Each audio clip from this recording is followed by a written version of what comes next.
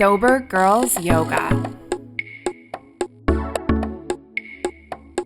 by the Mindful Life Practice.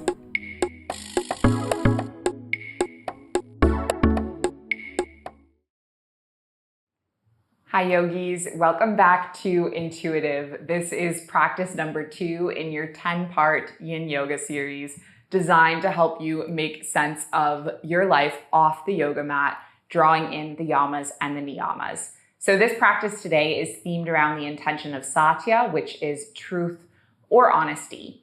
So I want to invite you to begin to practice this practice with the mudra that is called the Kali Mudra. So you're going to take your palms together, interlace all the fingers, just extend the index finger and thumb, and then place this mudra in front of your heart.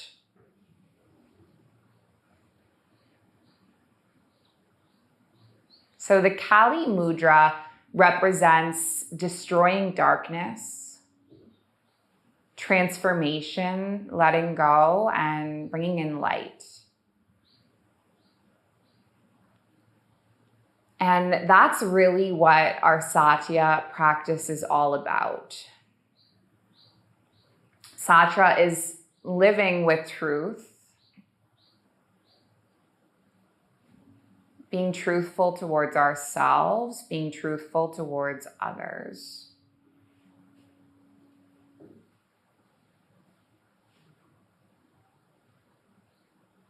So as you're breathing in, as you're breathing out with your index fingers extended, your thumbs extended,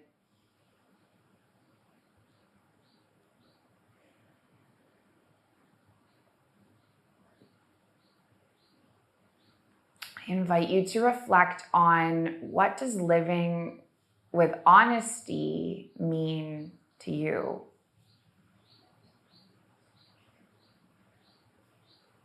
What does practicing yoga with honesty mean to you?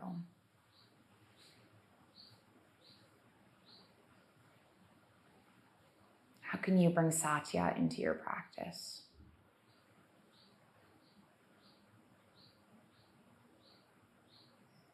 Let's take another breath in, another breath out, and one more breath out. And then we'll just release the hands, shift off of the cushion, come all the way onto the spine. So in this practice today, we're going to be really focusing getting into the hips. And what we're going to start with is leaving our left leg long and interlacing the palms on the right shin. So this is half saddle.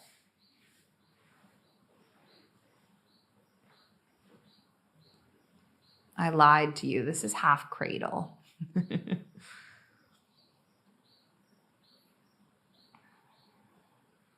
And so the interesting thing about yin yoga classes and the practice of yin yoga is that all the poses have different names than they might in our yang classes, like in our vinyasa, in our power yoga.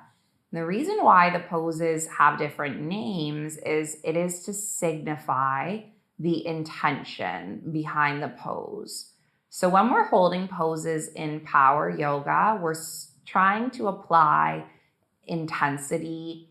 We're trying to get deep into the shape. We're trying to be really strong and powerful.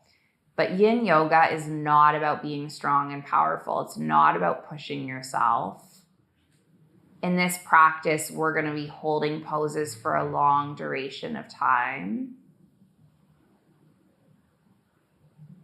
And so the intention is to just find what feels good. Apply about 70% of the pressure, so not go completely to your edge. Just a gentle expression.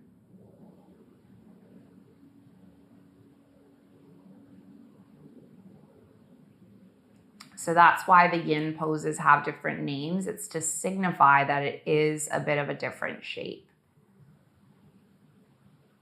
So in yang, this is called apanasana.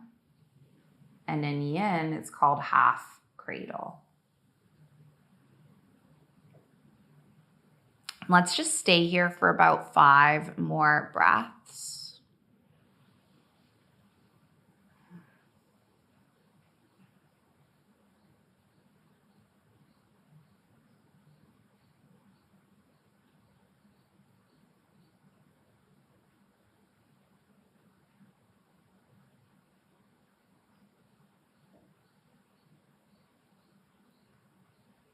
And then we will remain working with the right side. So we're just going to draw the right knee a bit towards the side and then lift the right leg up towards the sky and hook your right hand either on the right big toe or maybe on the right ankle.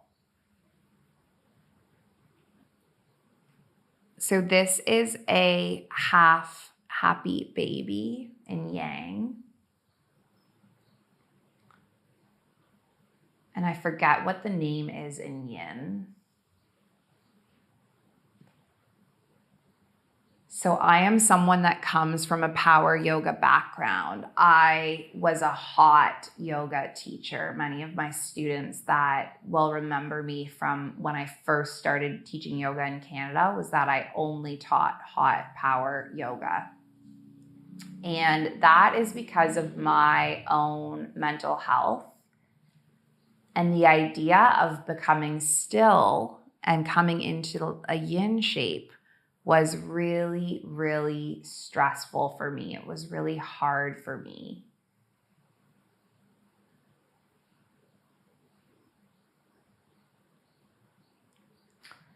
And so when it came to teaching something like yin yoga or restorative yoga, it actually made me anxious. Having so many people still made me anxious.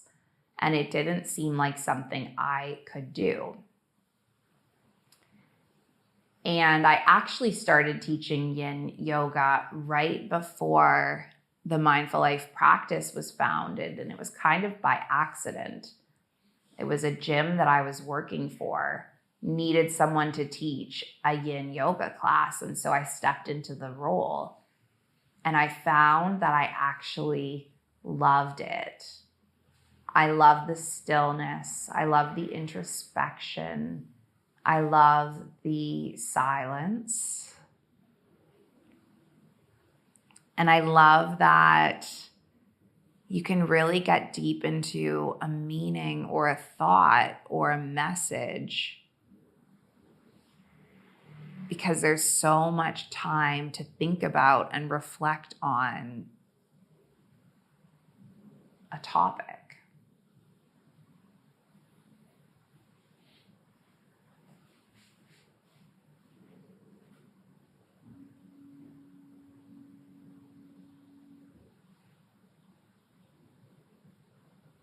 Take one more breath where we are. And then just land the left foot. Take the right foot and cross the right ankle over the left thigh and push the right palm into the right thigh. So you might stay here, or you might lift the left leg up and interlace the palm on the thigh, maybe up on the shin.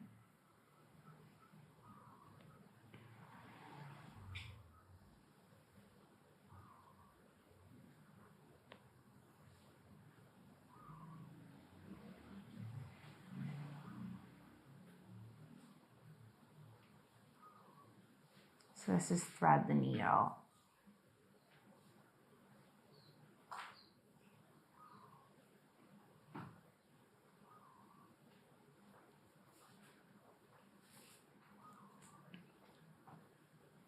The reason why I mention that I'm not initially a yin teacher is that's why I sometimes forget the yin names of poses.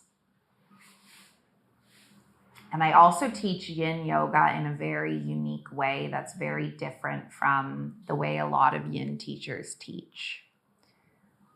So a lot of yin teachers will invite you to come into a pose and then invite you to hold it in stillness for a long duration of time. And it's silent.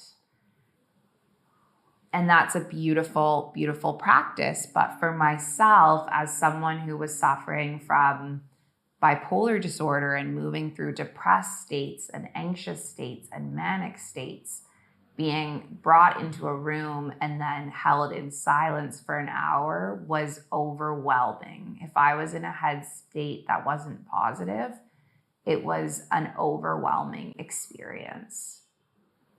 And so that's why I teach with a lot of storytelling, a lot of sharing, a lot of examples, because I know that for busy and unsettled and distressed minds, sometimes having something to focus on is really helpful. And it might not be for everyone, right? You might watch this and say, this is not for me. That's fine. I don't have to be everyone's yoga teacher, right? You can turn off the video and I would never know. But it will resonate with some people. It will resonate with people like me, and that's why I do it.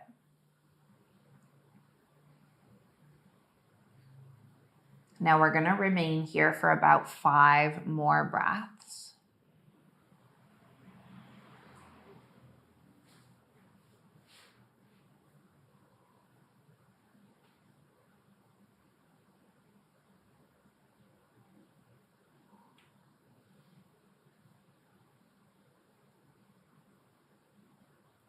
And then just release the left foot and release the right leg and allow the palms to be face up, and just take some deep breaths in and out.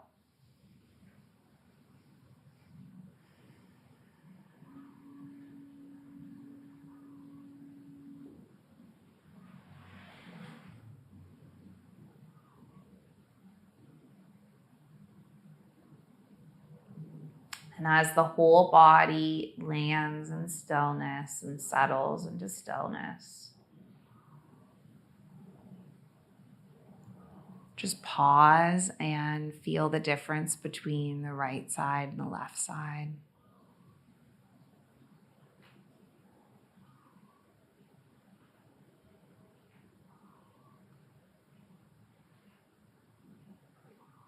And then we'll go the opposite way. So draw the left knee all the way in. And then just hook the hands over the left shin. So we're moving into Apanasana, or half cradle on this side.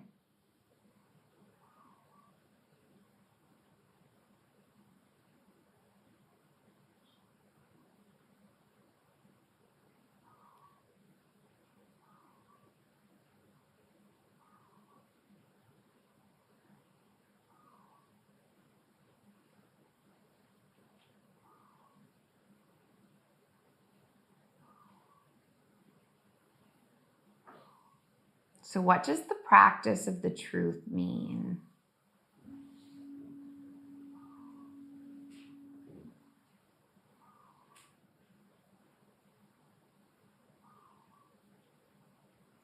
The practice of the truth is living with honesty, avoiding lying, being our authentic selves.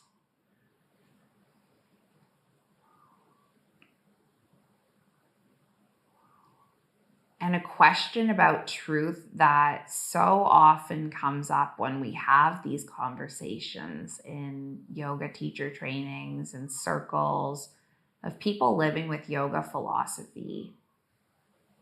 Often the conversation of, when is it appropriate to tell the truth?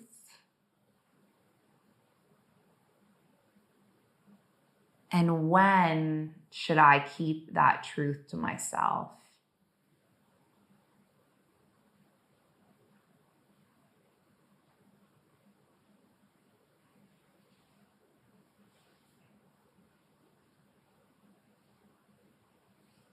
There's something that I used to teach to my students when I was a grade 1 teacher,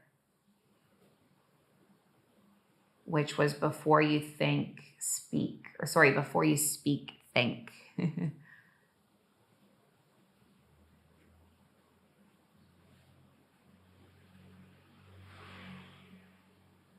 Is it true? Is it helpful? Is it important? Is it necessary? And is it kind?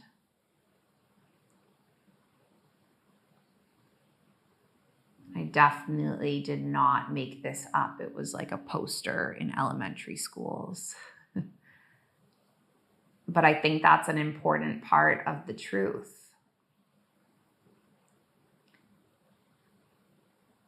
And now if you want to join me, we're going to slide our left knee over towards the left and then open our left foot up towards the sky and hook the fingertips around either the left big toe or the shin.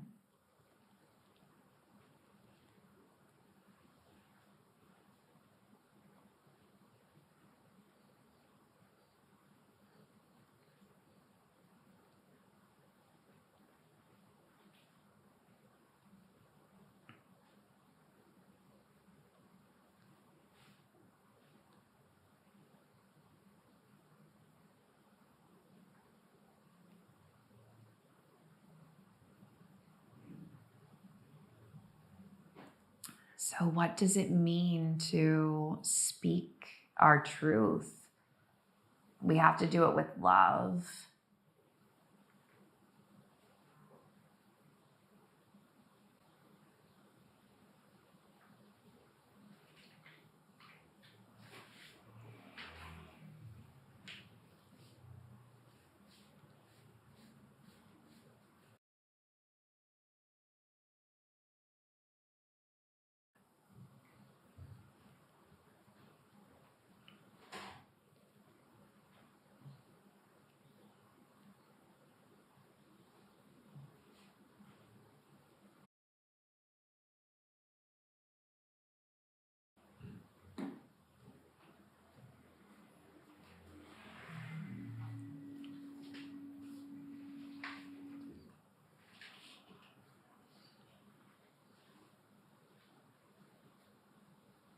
And knowing when the truth could cause unnecessary harm and avoiding from telling that truth.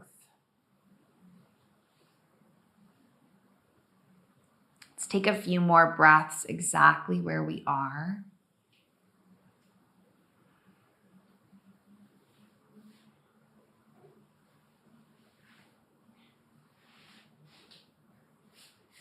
And then land the right foot on the mat.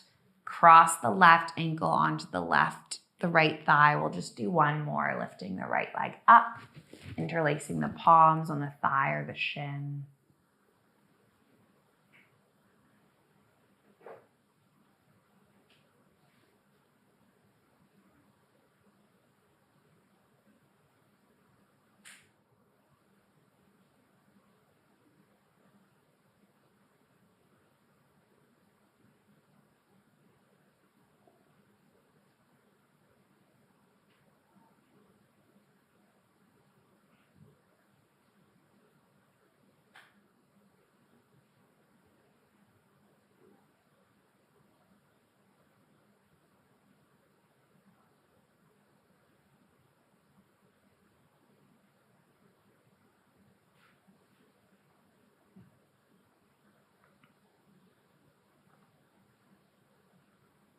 The Buddha said that there are three things that cannot long be hidden. And they are the sun, the moon, and the truth. The truth always comes out.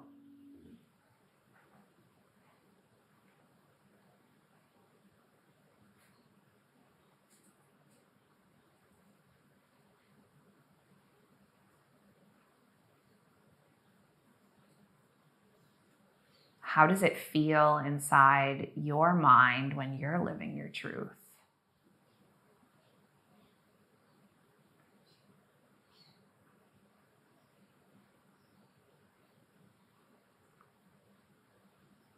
Remain there for a few more breaths.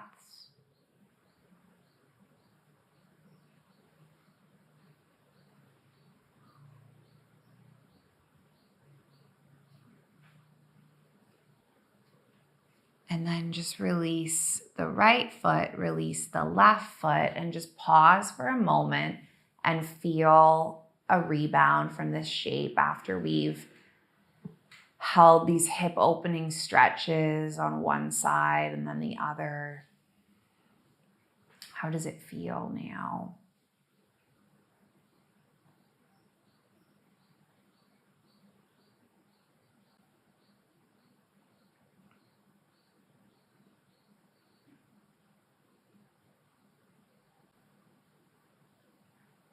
So the last pose will always be our Viparita Karani, legs up the wall. It's like the dessert of the yin yoga. So you might lift your legs up and just stay right here. This works great.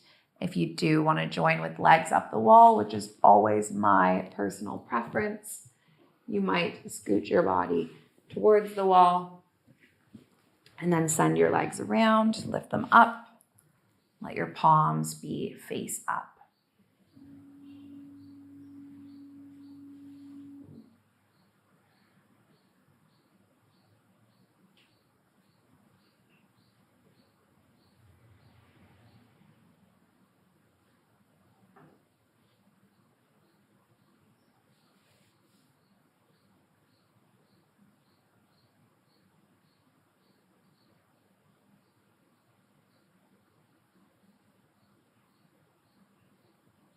So I wonder if there's any moves in your life that you could make to be living more authentically. Maybe it's finding a safe place to share your story.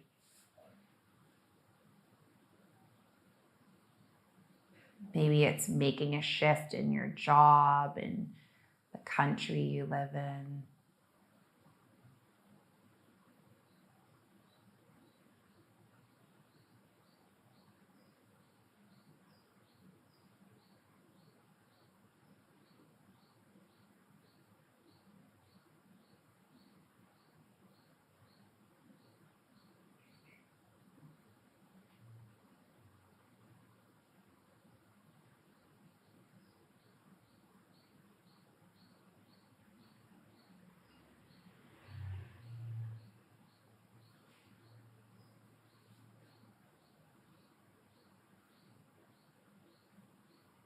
What does it mean to be authentically you?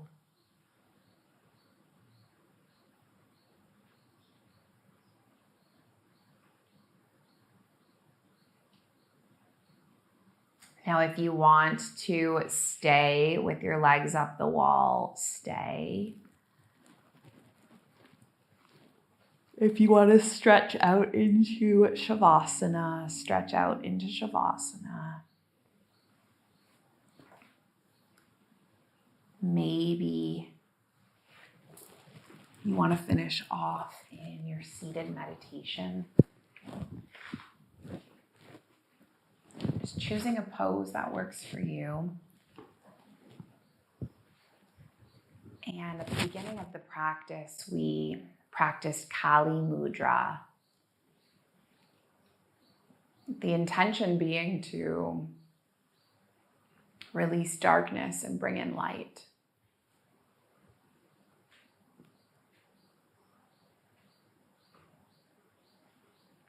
So the last meditation that I'm going to guide you through is a light meditation. The word for light in Sanskrit is yoti.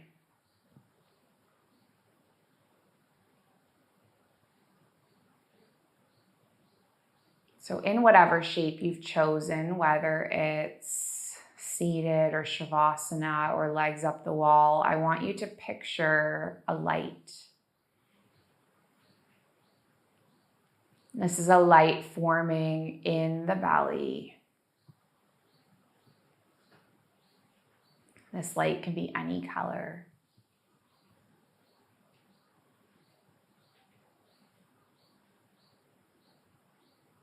Just picture this light growing and building and expanding. expanding and surrounding you.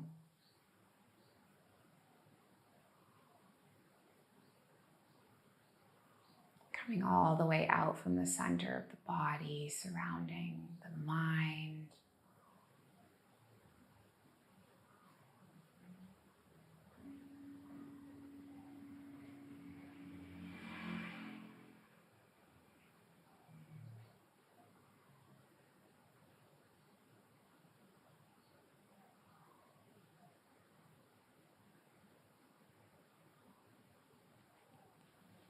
Now imagine this light flowing all the way through the trees and rivers and nature all around you.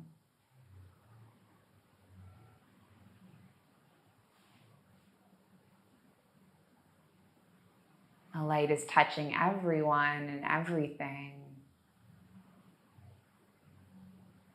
It doesn't have favoritism. It doesn't have a preference.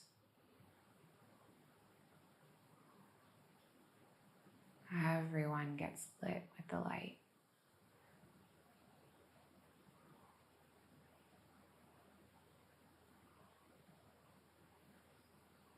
Feel that warmth emanating, the world around you, connecting you to even everyone that's done this practice. Even if you're not physically in the room with someone, you're connected to them.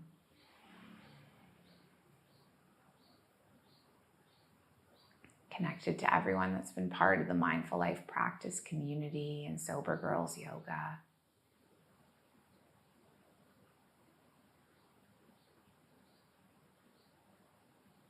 And just notice how that feels.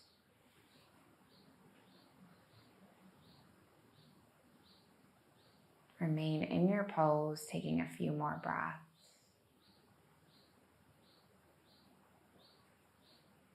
And know that I'm going to bring you back when the time is up.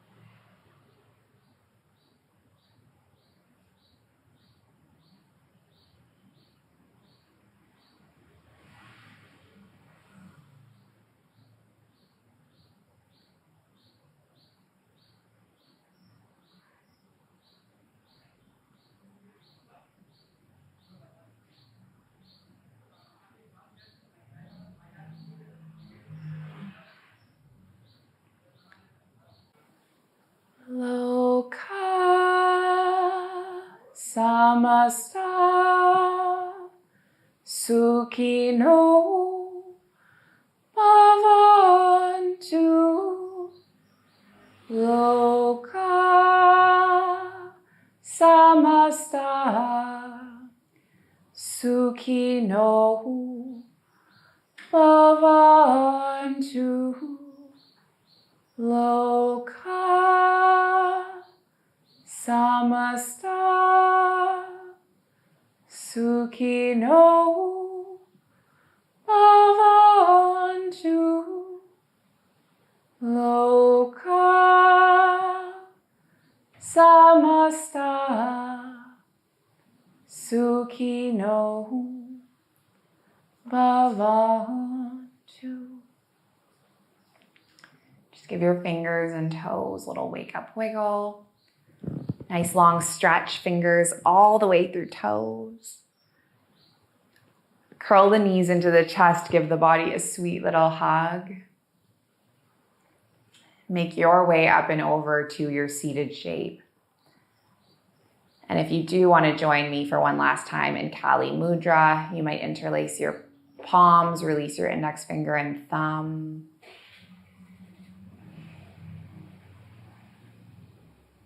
Just visualize transforming darkness into light.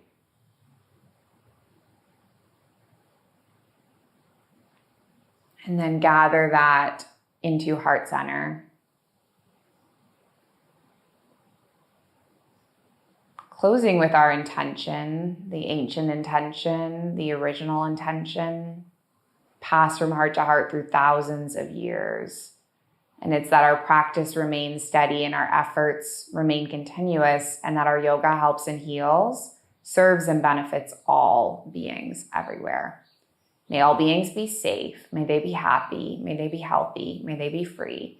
May the thoughts and the actions of each of our lives contribute towards this. Let's finish with an Om sound. We're going to breathe in and breathe out. Breathe in to make the Om. So take a big breath in. Big breath out. Big breath in.